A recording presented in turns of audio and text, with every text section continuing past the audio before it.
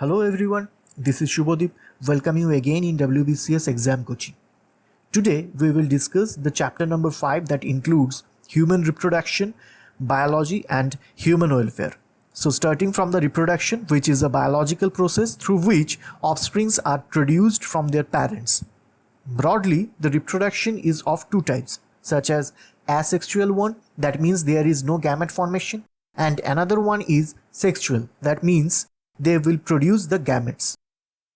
Let's start with the asexual one. The process of reproduction where there is only one parent that produces the offspring of same type with same genetic makeup, such as binary fission, budding, spore formation, fragmentation, regeneration, and vegetative reproduction. While in case of sexual reproduction, individual parent will produce gametes which produce the embryo following by a successful fertilization. Sexual reproduction leads to a genetic recombination and variation, helps in introduction of new characters, and not only that but also they are more adaptive to environment. Sexual reproduction is generally found in higher group of organisms like plants and animals. So in this slide we will discuss on the sexual reproduction in plant. So in plants, the female gametes is egg while the male gamete is pollen producing from the ovary and the anther respectively. The pollen in general is transferred to the stigma of ovary to fertilize the egg that leads to the development of zygote. The process of such pollen transfer is known as pollination, which is the following types on the left side of your screen. At the same time, some of the important topics have been mentioned over there on the right side of your screen.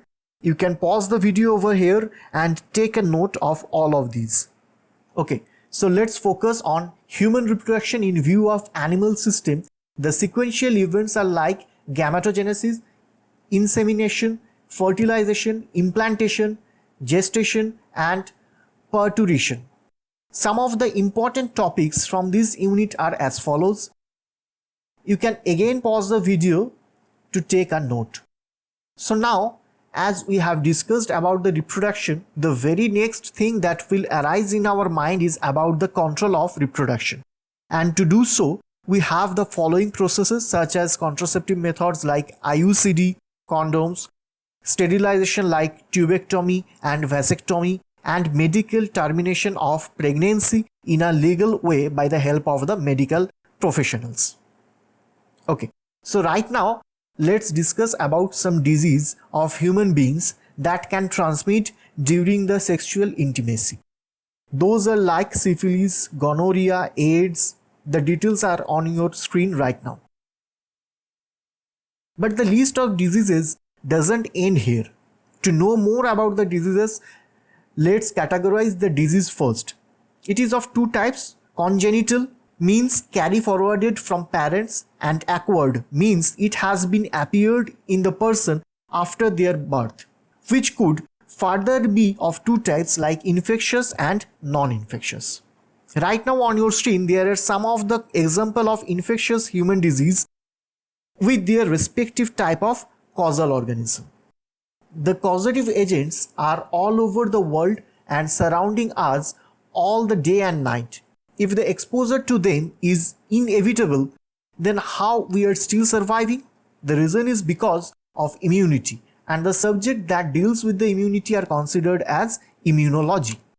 The concept was introduced by Edward Jenner, who discovered the vaccine of smallpox for the cattle. Later, Louis Pasteur made the vaccine for the rabies and he did the human trial.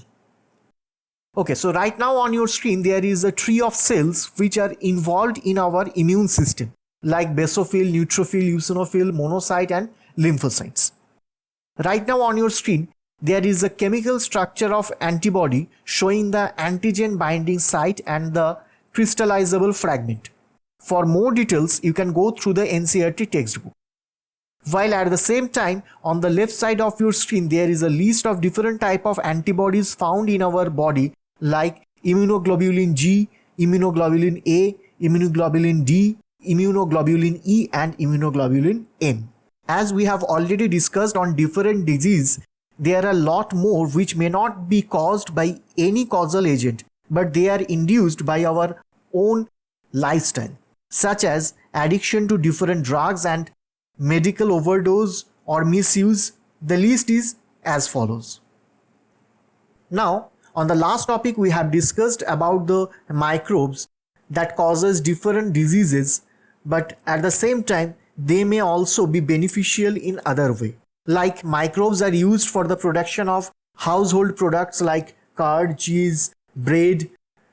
Microbes in industrial production of alcohol, organic acid, enzymes. In pharmaceutical industries for the production of antibiotics, vaccines, vitamins, hormones. In the sewage treatment, in septic tank or oxidation pond for energy generation and used in the agriculture and so on. Hopefully you have enjoyed the video. We will discuss the rest on another video. In the meantime, go through the mentioned topics, and if you have any doubt, in that case let me know. Thank you.